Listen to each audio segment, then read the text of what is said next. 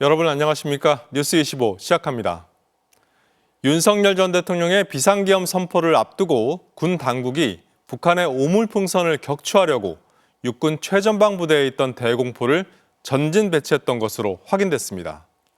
또 김용현 당시 국방장관의 지시로 비상계엄 2달 전부터 북한 지역 내 원점을 타격하는 작전 계획을 세웠던 사실도 추가로 드러났습니다.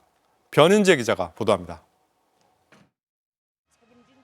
지난해 11월 17일 북한 김여정 부부장이 남측의 대북전단 살포를 맹렬히 비난하며 대가를 치르게 될 거라고 위협하고 나섰습니다. 곧 북한이 오물풍선을 내려보낼 걸로 예상되던 그날 밤, 육군 최전방 부대에 있던 대공포가 갑자기 전진 배치됩니다. 비상계엄 16일 전이었습니다. 다음 날 새벽 북한이 풍선을 살포하자 김용현 당시 국방부 장관은 합참 지휘 통제실을 찾았습니다. 그리곤 오물풍선을 타격하라고 지시했습니다. 육군 1군단과 3군단이 즉각 30mm 대공포인 비호 등의 발사각을 높여 고각 발사를 위한 조준에 들어간 걸로 파악됐습니다. 합참의 만류로 실제 발사하지는 않았습니다. 열흘 뒤인 11월 28일 북한이 다시 오물풍선을 내려보내자 김용현 전 장관은 또 한 번 합참에 격추를 지시했지만 이번에도 실행까진 가진 않았습니다.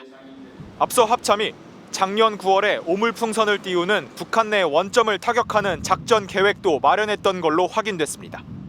역시 김용현 당시 장관의 지시였습니다.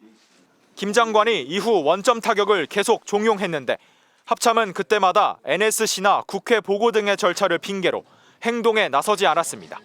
합참이 따르지 않자 김 전 장관은 육사 후배인 이승호 당시 본부장을 따로 불러 원점 타격이 필요하다고 보고만 하면 직접 지휘권을 행사해 지상작전사령부에 지시하겠다고까지 압박한 걸로 조사됐습니다. 이승호 전 본부장은 상식에 벗어나는 일들을 시키려는 것 같아 이때부터 김 전 장관 지시에 반대하기로 했다고 특검에 진술했습니다. 군 통수권자인 윤석열 전 대통령의 뜻에 따라 김용현 전 장관이 오물풍선을 빌미로 북한에 대한 군사작전을 감행하려 했다는 게 특검팀의 결론입니다. 11월 28일 이후 북한은 오물풍선을 내려보내지 않았고 윤석열 전 대통령은 닷새 뒤 한밤중에 비상계엄을 선포했습니다. 특검팀은 국가안보를 책임지는 대통령과 국방장관이 비상계엄 여건 조성을 목적으로 남북 군사대치 상황을 이용해 국민 안전에 위험을 초래하려 했다고 공소장에 적시했습니다. MBC 뉴스 변인재입니다.